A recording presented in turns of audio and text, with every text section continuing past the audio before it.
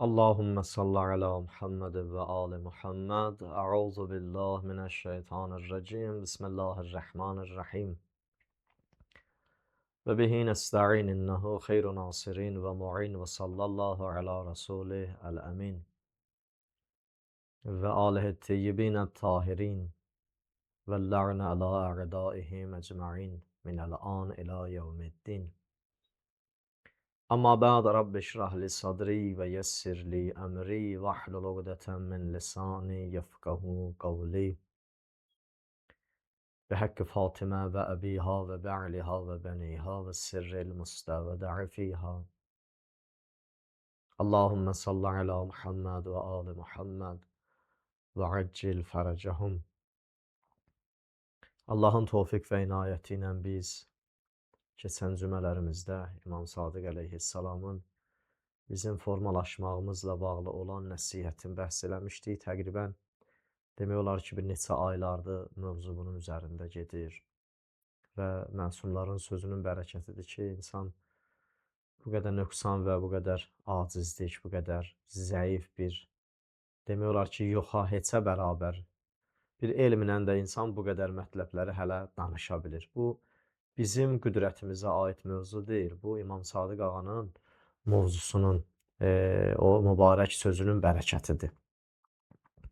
Ki, İmam buyururdu ki, siz bu işdə gərək çox cəhd eləyəsiniz, çalışasınız və biləsiniz bu işin faydası özünüz üçündür.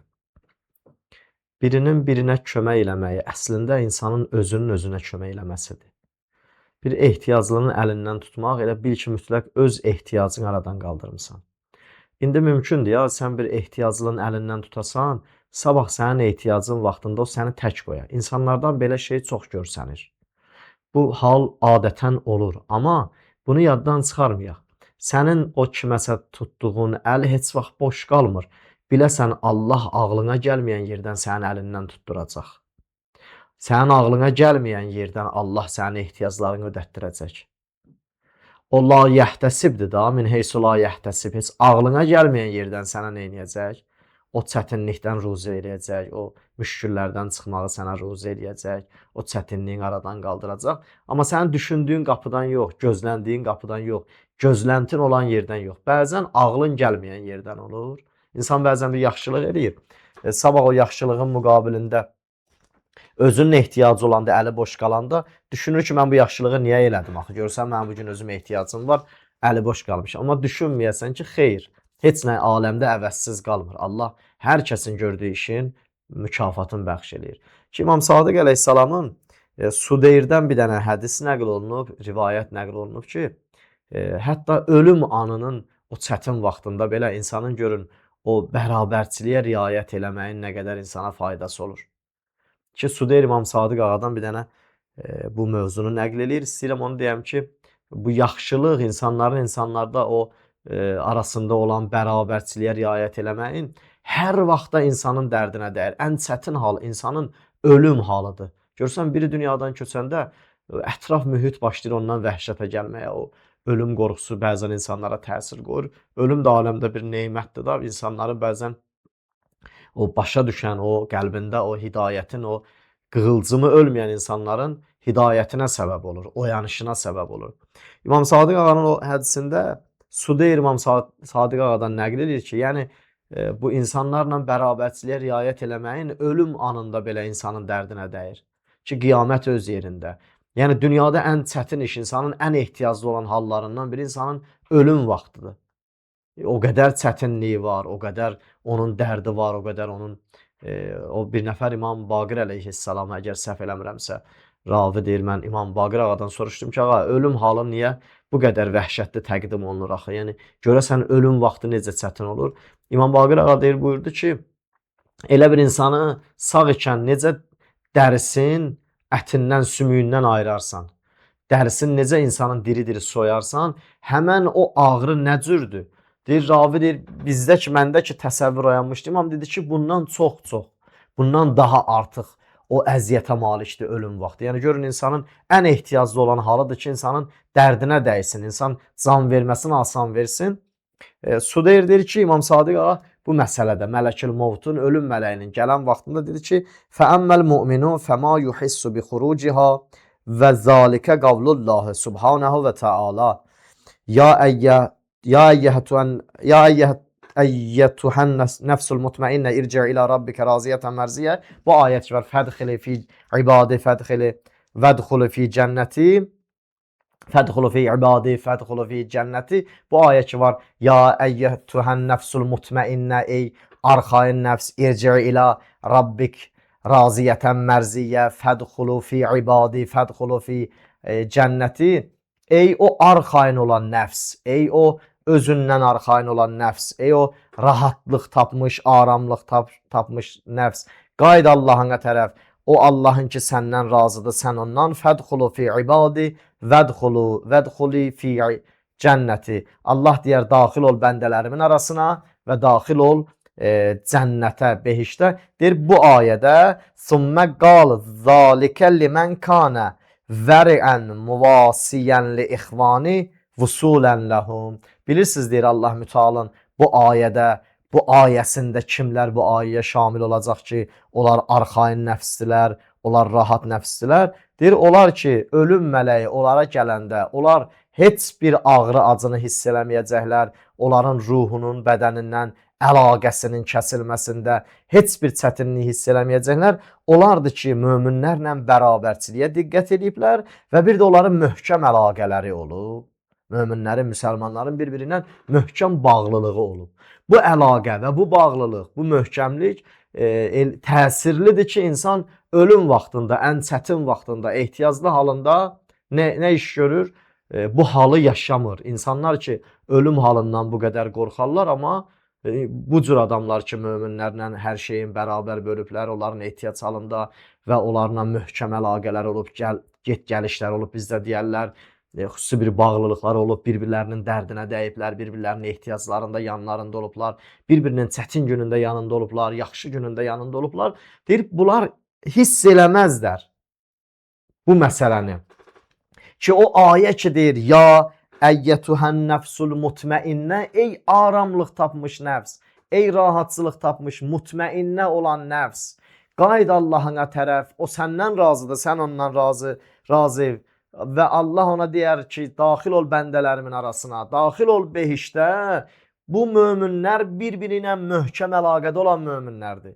Bunlar bir-birlərinin dərdinə dəyən insanlardılar ki, bunlar heç vaxt ruhun bədəndən ayrılıq vaxtında olan o vəhşəti, o dəhşəti, o qorxunu, o xofu, o hüzunu, o qəmi hiss eləməzlər. Ki, bunun hələ ölüm anında, ən çətin anında insana verdiyi ən böyük xeyirdən biridir. Əleyhissalamın məxsus xütbələrinin birində istəyir cəmaata deyə ki, mən Peyğəmbərlə nə qədər bərabərçiliyə diqqət eləmişəm. Yadınıza düşürsə, 2 cümə bundan qabaq, təqribən 1 cümə, yəni ondan qabaq 2 cümə, biz Əleyhissalamın o Uhud müharibəsi barəsində danışmışdıq mövzusun ki, o Peyğəmbərlə bu qədər, o çiyin-çiyinə döyüşün ağır meydanlarında döyüşürdü və bu qədər Peyğəmbərlə bağlılığına diqqət edirdi. Əleyhissalam bir dənə xütbəsində o mövzuya özü işarə edir. Deyir ki, vələqad aliməl mustəhfizunə min əshabi Muhammedin sallallahu aleyhi və aleyhi və səlləm. Deyir, Həzrət Peyğəmbərin səhabələri, dostları, o mühafizləri, Peyğəmbərin yardımçıları, yar-yavərləri yaxşı bilirlər ki, mən kiməm? Yəni istəyir deyək ki, mən hər çətin vaxtlarda Peyğəmbərlə harda olmuşam. Ən çətin döyüş meydanlarına. Görün nə deyir? Deyir, ənni ləm əruddə aləllah və la alə rəsulihi saətən qəttun. Deyir ki, o Peyğəmbərin mühafizətçiləri, Peyğəmbərin yar-yavərləri, səhabələri bilirlər ki, mən kiməm? Əleyhissalam özün burada tanıtdırır. Deyir, bilirsiniz ki, həqiqətən mən heç vaxt o ən çətin vaxtlarda bir an olsun belə, bir saat olsun belə, bir dəqiqə olsun birdən belə, heç vaxt Allaha və Peyğəmbərə müxalifətimi göstərməmişəm. Heç vaxt Allah və onun Rəsulunun itaətindən kənar qalmamışam.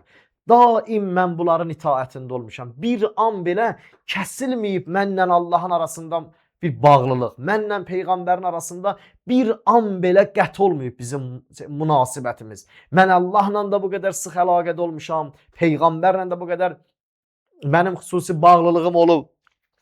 Bir an olsun belə mənim peyğəmbərlə əlaqəm kəsilməyib. Bir an olsun belə mənim Allahla əlaqəmdə o bağlılığıma bir zərər gəlməyib. Və laqad vasaytuhu bi nəfsi fil məvatin illati tənkusu fihal əbtal və tətəəxxəru fihal əqdam nəcdətən əkrəməniyəllahu biha. Deyir ki, və tətəəxxəru fihal əqdamu nəcdətən əkrəməniyəllahu biha.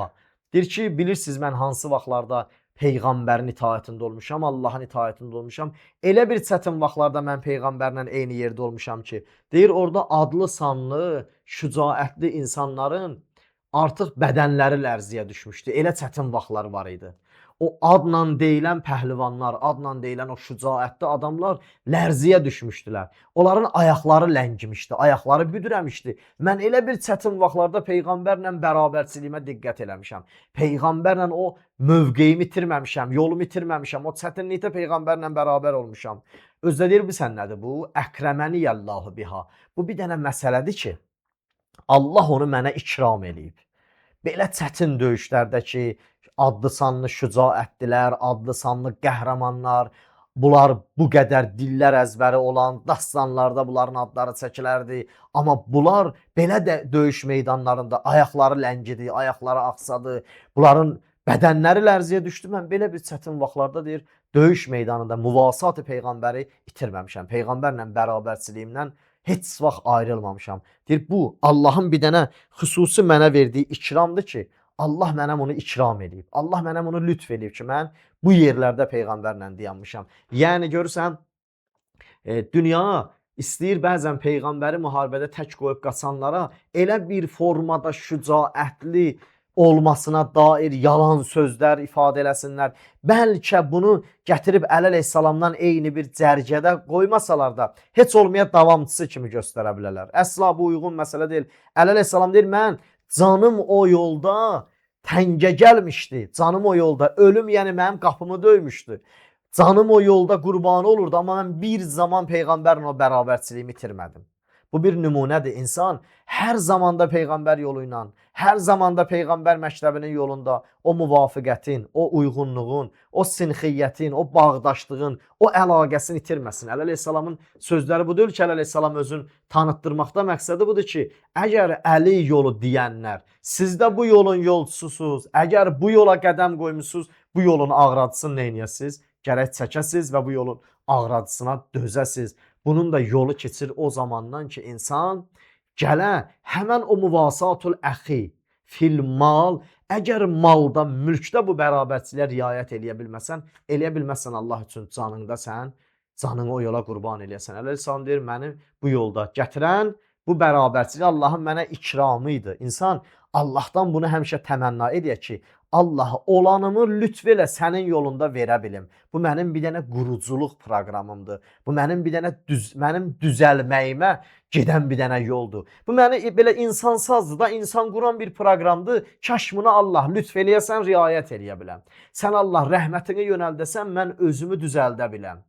Bu insanın özünün düzəltməsi sabahki Allahın yolunda lazım olan yerlərdə hər şeyi vermək insan üçün asan olur. Tarixin böyük bir zaman şəxsiyyət adı adlanan insanları bir zaman gəldi, şəxsiyyət cəhətindən ən alçaq insanların cərgəsində oldu. Ki Allah demə insana layiq olmadığı təqdirdə o dəyərləri insanın əlindən alar. Allah'ın da verirəm öz Allahlığına xatir bu nəsihətlər, bu vəsiyyətlər, məsumlar, bu bizim quruculuq proqramımızı ki, bizim formalaşmağımız və iki dünyanın səadəti üçün bizə təqdim ediblər. Allah ruzi eləsin, tövfiq versin. Biz də bu əmala, bu göstərişlərə, bu nəsihət və vəsiyyətlərə riayət eləyə bilək. Vəssalamu aleykum və rəhmətullahi və bərəkatuhu.